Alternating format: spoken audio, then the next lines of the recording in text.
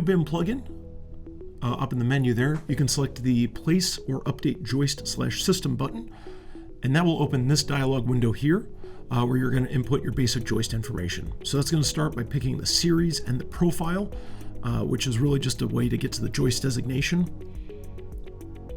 If you have any special end condition information, all of that can be inputted here as well. That would include a top or bottom chord extension, special seat depths, some of which you're seeing here now, any square ends, bottom chord bearing, anything like that.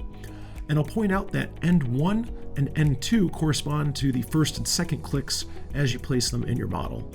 That joist system option is good if you have multiple joists at a set spacing. There's a separate video that goes over that placement procedure.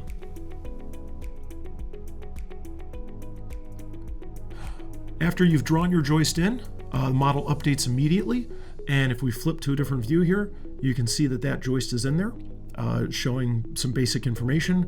If we switch the detail level to fine, you can see that basic panel configuration there now.